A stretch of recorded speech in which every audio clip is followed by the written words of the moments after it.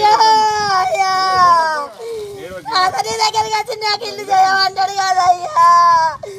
వేలేరు గ్రామానికి చెందిన మునిగడప ఐలయ్య గారు నిరుపేద కుటుంబానికి చెందిన ఆయనే. గత వారం రోజుల క్రితం అనారోగ్యంతో మృతి చెందడం జరిగింది. ఈరోజు వారి కుటుంబాన్ని పరామర్శించి వారికి నా వంతు సాయంగా ఒక 50 కేజీల బియ్యాన్ని అందివ్వడం జరిగింది. అదేవిధంగా వాళ్ళు అత్యంత నిరుపేదానికి కుటుంబానికి చెందిన వారు కాబట్టి వారికి ఇల్లు కూడా లేదు.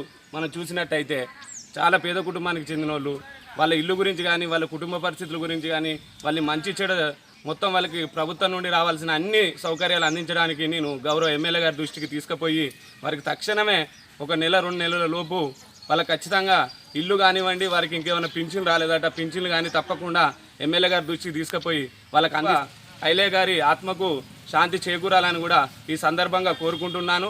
ఇంకా వారి కుటుంబంగా ఇప్పుడే కాదు ఎల్లవేళలో కూడా వారికి అందుబాటులో ఉండి అన్ని విధాలుగా వాళ్లకు తక్షణమే నేను సాయం అందిస్తాను.